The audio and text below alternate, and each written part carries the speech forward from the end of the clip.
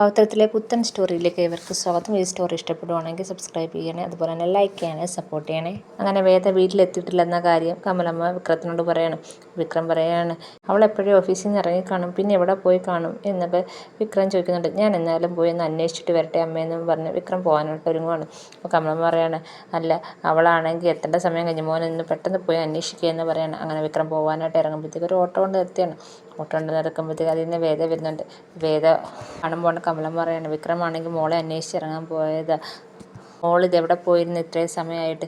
അത് ഞാൻ ഓഫീസിൽ കുറച്ച് ജോലി ഉണ്ടായിരുന്നു എന്ന് പറയണം. അപ്പോൾ വിക്രം പറയണം, ഓഫീസിൽ എന്ത് ജോലി?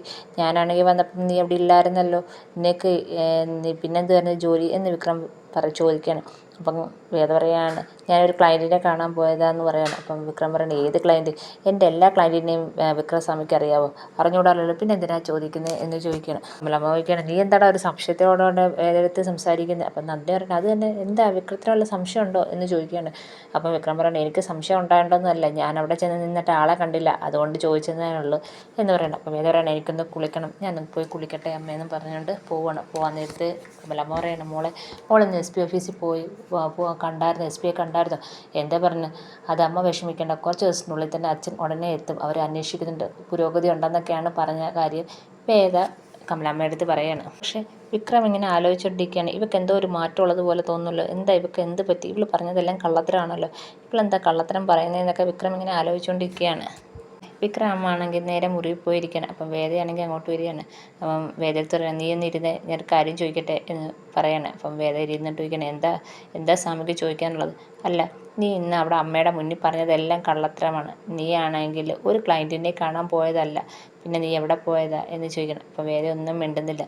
ഞാൻ ചോദിച്ചിട്ടില്ലേ നീ എവിടെ പോയതാണെന്ന്? അല്ല, വിക്രമസ്വാമി പോകുന്നിടത്തും വരുന്നിടത്തും എല്ലാ കാര്യവും എന്നോട് പറയാറുണ്ടോ? എല്ലാം ഞാൻ പറയുന്നത് പോലാണോ കേൾക്കുന്നത്? അതുപോലെ തന്നെ എന്നോട് ചോദിക്കുന്നത് എന്തിനാ?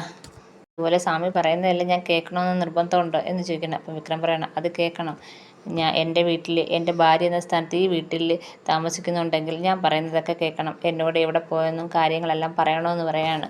ഓ, അങ്ങനെയൊക്കെ നിർബന്ധമുണ്ടോ എന്ന് വേദ ചോദിക്കുകയാണ്. ആ, അങ്ങനെയൊക്കെ ഉണ്ട്, നീ എവിടെയാണ് പോയെന്ന് എന്നോട് പറയണം എന്ന് വിക്രം പറയാണ്. ഞാൻ പറഞ്ഞില്ലെങ്കിലോ? പിന്നെ ഞാൻ എങ്ങും പോയതല്ല, ഞാൻ ഓഫീസിൽ ഒരു ക്ലയൻറ്റിനെ കാണാൻ പോയത് തന്നെയാണ് എന്നും പറഞ്ഞ് വേദയാണെങ്കിൽ മുഖം കുനിച്ച് നിൽക്കുകയാണ്. ഞാൻ പോവുക, എനിക്ക് അമ്മ എന്നെ തിരക്കും, ഞാൻ അങ്ങോട്ട് പോവുക എന്നും പറഞ്ഞ് വേദ അങ്ങ് എണീച്ച് പോവുകയാണ്. അപ്പം വിക്രമിന് മനസ്സിലാകുന്നുണ്ട് വേദ എന്തോ കള്ളത്തരം ഒളിപ്പിക്കുന്നുണ്ട്, വേദയുടെ മനസ്സിലെന്തോ ഉണ്ടെന്ന് വിക്രത്തിന് മനസ്സിലാവുന്നുണ്ട്. പോകുന്ന വേദയെ വിക്രം കയ്യിൽ പിടിച്ചിട്ട് അടുത്തോട്ട് നിർത്തിയിട്ട് ചോദിക്കുകയാണ്, നീ എന്താ എന്നെ നിന്ന് മറയ്ക്കുന്നത്, സത്യം പറ എന്ന് ചോദിക്കുകയാണ്.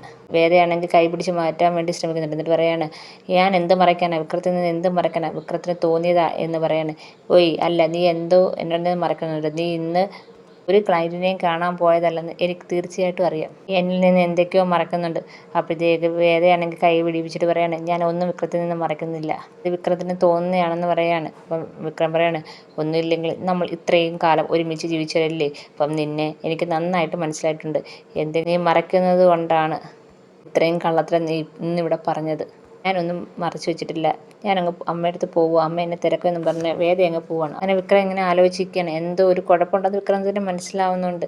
രാത്രിയിലാണെങ്കിൽ കമലാമ്മയുടെ അടുത്ത് മുറിയിൽ ചെന്ന് കിടക്കുമ്പോൾ വേദയാണെങ്കിൽ ശ്രീകാന്ത് പറഞ്ഞ കാര്യം തന്നെയാണ് ആലോചിക്കുന്നത്.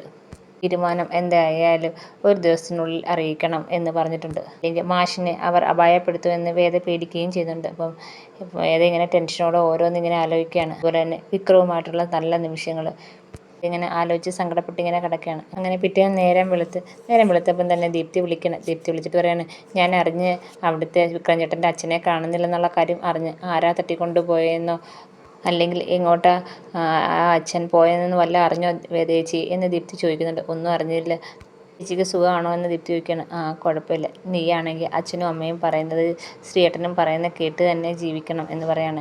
ദീപ്തി ചോദിക്കുകയാണ്, അതെന്താ ചേച്ചി അങ്ങനെ പറയുന്നത്? ഞാനും വരുണും ഇപ്പം സമാധാനത്തിൽ ഇരിക്കുന്നത്, വിക്രം ചേട്ടനും ചേച്ചിയും ഞങ്ങളുടെ കൂടെ ഉണ്ടല്ലോ, നിങ്ങൾ പറയുന്ന പോലല്ലേ ഞങ്ങൾ കേൾക്കുന്നത്, അതുകൊണ്ടാണ് ഒരു സമാധാനം ഉള്ളതെന്ന് ദീപ്തി പറയുകയാണ്. ആ, ശരി മോളെ എന്നും പറഞ്ഞ് ഫോൺ വേദ വെക്കുന്നുണ്ട്. അപ്പോൾ വേദയാണെങ്കിൽ ഇതും ആലോചിച്ച് ആകപ്പാടെ വിഷമിച്ച് ടെൻഷൻ അടിച്ച് നിൽക്കുകയാണ്.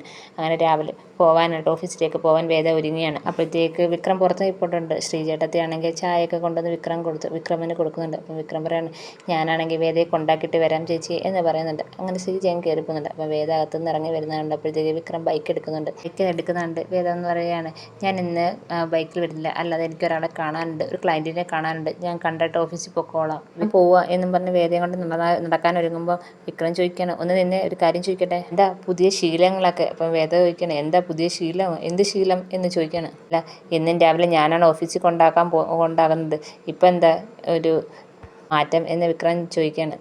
ആ മാറ്റം എനിക്ക് വന്നൂടെ? ചിലപ്പം ഇനി ഞാൻ തന്നെ ഇതുപോലെ ഒറ്റയ്ക്ക് പോകേണ്ട ഒരവസ്ഥ വന്നാൽ എനിക്ക് പോകണ്ടേ?